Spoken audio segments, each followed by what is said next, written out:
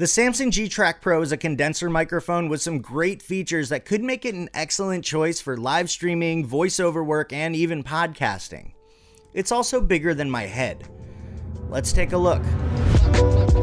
Usually when I'm making videos, I stick with using shotgun microphones, and that's just because of the nature of the work that I do. I typically don't make content where having the microphone in frame is necessary. Now, that being said, there are a couple cases where using a different kind of microphone is necessary. Things like if I decide to start up a podcast, or if I'm live streaming, or if I'm doing voiceover work. Now, I do a live stream every single week, and every time I do a tutorial, I'm doing voiceover work. So when Samson reached out and they asked me to check out their latest large diaphragm condenser mic, the G-Track Pro, I was pretty excited about it. So yes, in full disclosure, I was given this microphone for free to test out, but I'm not being paid for this review. All of the opinions in here, as usual, are 100% honest and completely my own. So with that being said, let's jump into the review. The first thing that I noticed when I took this microphone out of the box was its size. This thing is absolutely massive. It's way bigger than any of the other large diaphragm condensers that I've used in the past. I also noticed that it is a really solid microphone. It's an all metal build. It comes on a really sturdy stand, and it also has a little adapter that you can use if you want to attach this thing to a regular microphone stand. The other thing that I noticed when I first started looking at this microphone was the amount of knobs and switches on this thing. There are a lot of features on this, and a lot of them have to do with making better videos, better live streams, better podcasts. There's also an additional function of this microphone that is really, really cool. I'll talk about that at the end of the video, so make sure that you stick around for that. Now, like I said, this microphone is a large diaphragm condenser microphone. It's also a USB microphone, which means it records directly into your computer, directly into your DAW or DAW. In fact, right now I'm recording this directly into Audition while the deity records into the camera, and I'm just syncing them up in post. This microphone also acts as a USB interface, which means if I want to plug my headphones into it and hear not only what's going on in the microphone, but also what's going on the rest of my computer, I can do that, which is really cool. Now, most of the switches and knobs are located on the front of this microphone. Let's start with the frequency selector. This microphone does have a variable pickup pattern, which means you can switch between omnidirectional if it's just me talking into the microphone like I'm doing now. There's a figure 8 pattern, so if I'm having a conversation with somebody and they're sitting directly across the table from me, I can turn it to figure 8 and it'll pick up both of us while rejecting sound from the sides. And then if I'm sitting around a table with a bunch of people and we're having a conversation and recording it into one microphone, I can switch it to omnidirectional and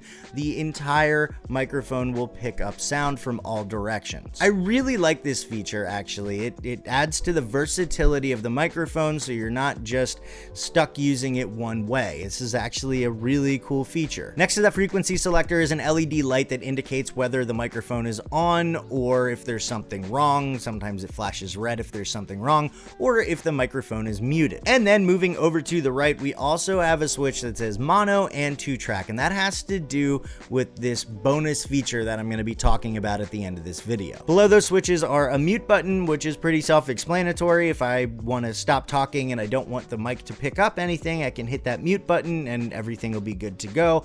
And then below that are the knobs. First is a gain knob for the microphone, which is great. It's a stepless gain knob, so I can really dial in the volume that I want.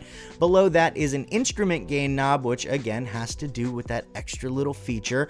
And below that is the volume knob for the headphones if I want to monitor everything through the microphone. Now let's talk about how this thing sounds. Overall, I really like how this microphone sounds. Everything comes in crystal clear and I hear everything, which is really nice. And also because of the close proximity that I have to the microphone, it doesn't pick up a lot of background noise while I'm speaking. It also doesn't pick up room echo or anything like that. Like, this is actually a really, really nice sounding mic. Another thing that I like about it compared to something like the Blue Snowball Ice, which I was using for a while, is there's no added stuff. Like, you're just getting the sound from the microphone. You're not getting anything like built-in compression compression or built-in noise reduction or anything like that. That was always something that kind of bothered me about the Blue Snowball Ice, is it had all this built-in stuff which made it really hard to edit. With this, I'm only getting the sound of my voice, which means when I throw it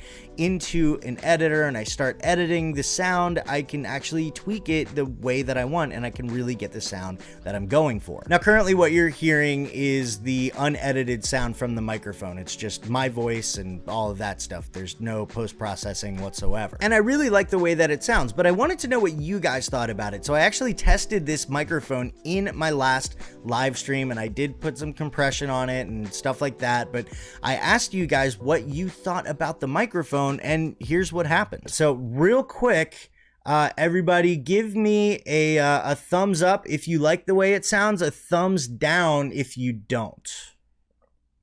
Sounds great. I actually think it sounds better than my Rode NTG4 Plus. May have to get one. Looking forward to the review. Yeah. Better. There we go. Okay. So moving the pop filter was, I just got to remember to not put my elbows on the table. There we go. We got one person who heard what I said. We got the thumbs up. We got a thumbs up. All right. So far we're liking it. We need like whatever it is. Another one. 4, 5. I like it. I love it. I love it. I love it. Crizzicone says good.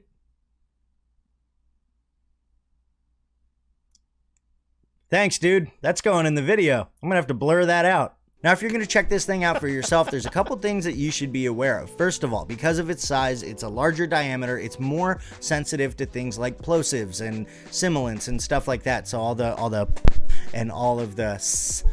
of that stuff it's really, really sensitive. Also, because of its size and weight, there's not really a good shock mount for it. One of those nice ones with the rubber bands that keeps it suspended. I haven't been able to find one that's big enough for this thing, which means it needs to be on a regular stand that's either sitting on a table or on the floor, which causes its own set of problems. Like if I accidentally hit the table, you'll pick that up and you'll be able to hear it. And if I accidentally stomp on the floor too loud, if I have the mic stand on the floor, you'll be able to hear that too. So if you're going to use this, one, you're going to want to get a pop filter. And when you're recording, you're going to want to make sure to stand as still as you possibly can, something that is notoriously a problem for me. And make sure not to hit the table or stomp on the floor or, you know, breathe too loudly into the microphone itself. Now, this thing runs about $100 on Amazon, and I think that is a great deal for the amount of stuff that you get with this microphone, for the quality sound that you get with this microphone. $100 is 100% worth it. I will have it linked down below if you want to check it out for yourself. Now, let's talk about that last bonus feature. There is a reason why this is called the G-Track Pro, and that's because you can actually record to different tracks. That 1/4-inch jack on the back is for an instrument. So if I decided that I wanted to maybe record some music, if I wanted to break out my guitar and record some music, I can plug my guitar directly into this microphone, and I can put that front switch to 2-track, and I can actually be recording the guitar and my voice separately into my DAW. And I thought that was super cool. I mean, I haven't recorded anything in a while, but I'm going to be using this if I decide to do it. So all in all, I think this is a great microphone, but like I said, it is pretty sensitive to plosives and stuff like that. Now, there are some plugins that can help with that, and if you want to learn more about that, make sure you check out this video right here. And if you found this useful and you want to learn more about video editing, camera gear, and how to make better videos, make sure you subscribe to my channel and hit that bell so you don't miss anything. Thanks for watching, thanks for hanging out, and I'll see you in the next video. Go watch it now.